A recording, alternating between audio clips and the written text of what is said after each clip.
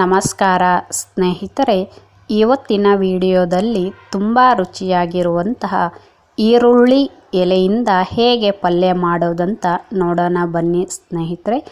ಈ ಪಲ್ಯ ಚಪಾತಿ, ದೋಸೆ, ಪೂರಿ ಜೊತೆ ತಿನ್ನೋಕ್ಕೆ ತುಂಬ ರುಚಿಯಾಗಿರುತ್ತೆ ಸ್ನೇಹಿತರೆ. ಇನ್ನು ಮಾಡೋಕ್ಕೆ ಬೇಕಾಗುವ ಪದಾರ್ಥಗಳು: ಒಂದು ಕಟ್ಟೆಯಷ್ಟು ಈರುಳ್ಳಿ ಎಲೆಯನ್ನು ತಗೊಂಡಿದ್ದೀನಿ ಸ್ನೇಹಿತರೆ. ಇದಕ್ಕೆ ಹೆಚ್ಚಿಗೆ ರಾಸಾಯನಿಕಗಳನ್ನು ಸಿಂಪಡಣೆ ಮಾಡಿರ್ತಾರೆ ಸ್ನೇಹಿತರೆ. ಅದಕ್ಕಾಗಿ ನಾವು ನೀರಿಗೆ ಸ್ವಲ್ಪ ಉಪ್ಪನ್ನು ಹಾಕಿಬಿಟ್ಟು ಚೆನ್ನಾಗಿ ತೊಳೆದು ಈ ಥರ ಇಟ್ಕೋಬೇಕು. ಈಗ ಈರುಳ್ಳಿ ಎಲೆಯನ್ನು ಸಣ್ಣದಾಗಿ ಕಟ್ ಮಾಡ್ಕೋಬೇಕು ಸ್ನೇಹಿತರೆ. ವಿಡಿಯೋದಲ್ಲಿ ತೋರಿಸ್ತಾ ಇದ್ದೀನಲ್ವ, ಆ ಥರ ನಾವು ಕಟ್ ಮಾಡಿ ಇಟ್ಕೋಬೇಕು. ಇನ್ನು ಸ್ವಲ್ಪ ಕೊತ್ತಂಬರಿ, ಒಗ್ಗರಣೆಗೆ ಈರುಳ್ಳಿ, ಸಾಸಿವೆ, ಜೀರಿಗೆ, ಕರಿಬೇವು ತಗೋಬೇಕು ಸ್ನೇಹಿತರೆ. ನಮ್ಮ ವಿಡಿಯೋಸ್ ಇಷ್ಟ ಆದಲ್ಲಿ ಲೈಕ್ ಮಾಡಿ, ಕಾಮೆಂಟ್ ಮಾಡಿ, ಶೇರ್ ಮಾಡಿ ಸ್ನೇಹಿತರೆ. ಹೊಸದಾಗಿ ನೋಡೋರು ಸಬ್ಸ್ಕ್ರೈಬ್ ಮಾಡಿಕೊಂಡು ನಮಗೆ ಸಪೋರ್ಟ್ ಕೊಡಿ.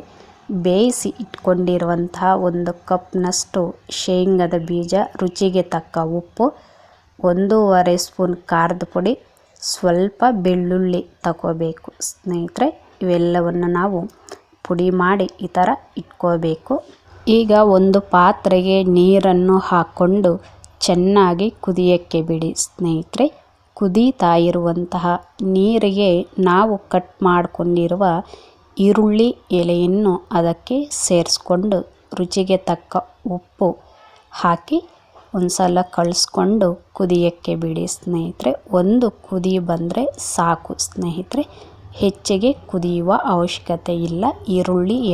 ಈರುಳ್ಳಿ ಎಲೆ ಟೊಳ್ಳಾಗಿರೋದ್ರಿಂದ ಬೇಗ ಕುದಿಯುತ್ತೆ ಸ್ನೇಹಿತರೆ. ಈಗ ಈರುಳ್ಳಿ ಎಲೆಯಿಂದ ನೀರನ್ನು ಬಗ್ಸ್ಕೋಬೇಕು. ಒಂದ್ಸಲ ಈ ರೀತಿ ನೀವು ಈರುಳ್ಳಿ ಎಲೆಯಿಂದ ಪಲ್ಯ ಮಾಡಿಕೊಂಡು ತಿನ್ನಿ ಸ್ನೇಹಿತರೆ, ತುಂಬ ರುಚಿಯಾಗಿರುತ್ತೆ.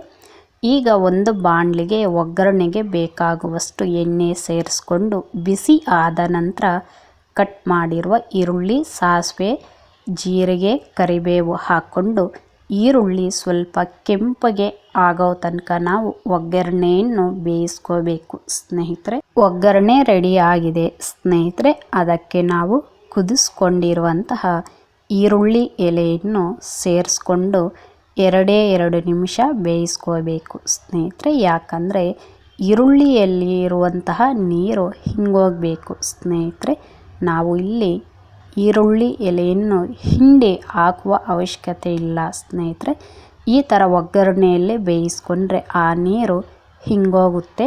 ಯಾರ್ಯಾರು ನಮ್ಮ ವಿಡಿಯೋಸನ್ನು ಹೊಸದಾಗಿ ನೋಡ್ತಾ ಇದ್ದೀರಾ ಸ್ನೇಹಿತರೆ, ಅವರೆಲ್ಲರೂ ನಮ್ಮ ಚಾನೆಲನ್ನು ಸಬ್ಸ್ಕ್ರೈಬ್ ಮಾಡ್ಕೊಳ್ಳಿ ಸ್ನೇಹಿತರೆ.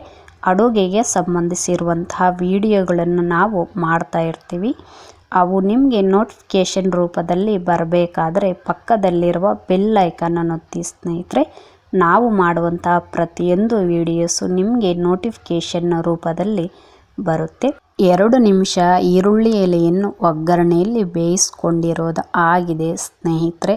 ಈಗ ನಾವು ಕುಟ್ಟಿ ಇಟ್ಕೊಂಡಿರುವಂತಹ ಶೇಂಗದ ಬೀಜದ ಪುಡಿಯನ್ನು ಅದಕ್ಕೆ ಸೇರಿಸ್ಕೊಂಡು 2 ನಿಮಿಷ ನಾವು ಬೇಯಿಸ್ಕೋಬೇಕು ಸ್ನೇಹಿತರೆ. ಯಾಕಂದರೆ ಉಪ್ಪು, ಖಾರ ಈರುಳ್ಳಿ ಎಲೆಗೆ ಹಿಡಿಬೇಕು ಸ್ನೇಹಿತರೆ. ಅದಕ್ಕಾಗಿ 2 ನಿಮಿಷ ಬೇಯಿಸ್ಕೋಬೇಕು.